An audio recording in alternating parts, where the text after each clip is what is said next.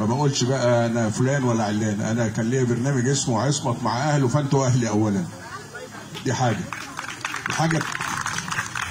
الحاجه الثانيه بقى القعده الجميله دي والمناسبه الجميله دي اللي دايما تقوم بيها الاستاذه ايمان زيدان، وما بفوتلهاش حفله، ان الحفلات الاجتماعيه دي المطلوبه فعلا في المجتمع المصري الحالي، ان بترفع من الروح المعنويه للناس وبتحبب الناس في بعضيها وبتخلي الشعب المصري كله ايد واحده.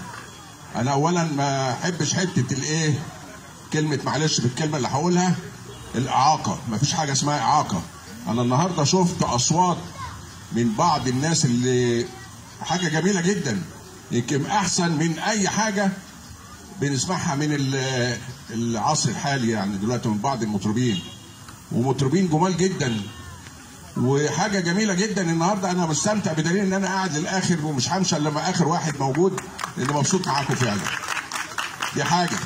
الحاجه الثانيه بشكر المركز الجميل ده، مركز طلعت حرب الثقافي اللي تبع وزاره الثقافه طبعا، والاستاذه الدكتوره ايناس عبد الدايم حبيبتي اللي دايما ترفع الثقافه للشعب المصري ومجانا في كل الاحتفالات، سواء مهرجان القلعه، الاوبرا، في كل المهرجانات.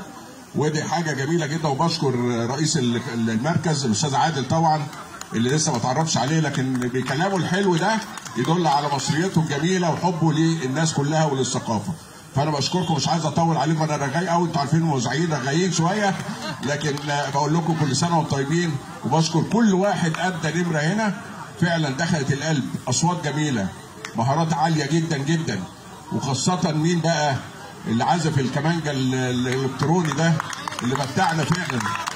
والاصوات انا عايز اذكر اسماء، بص انا بسمع بس ما بحبش الاسماء، بسمع الصوت واحييه كده. فبشكركم يا جميعا، وبشكر الدكتوره ايمان، وكل سنه وانتم طيبين، مع تحيات بابا وعمه وجده.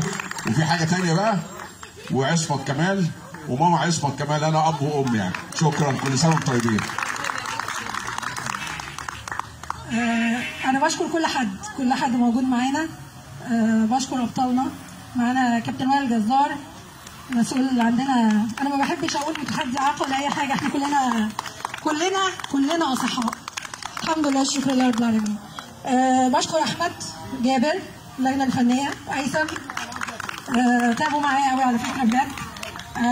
احمد فتحي ابني والله، بس هو بيطلع عينه يعني. احمد استاذ زين امين عامل جمعيه. بشكر الشباب، حسن زهني، حسن وحسام وحكيم وسيد وياسمين، ونسيت حد، امال، استاذه امال، استاذه جليله، هاشم حبيبتي ربنا يخليها لي يا رب، استاذه سعاد نورتيني، استاذ مجدي نورتني، محمد العلفي، غاده عبير، سموحتي، مين انا مش عايزه انسى حد والله، مش شايفه.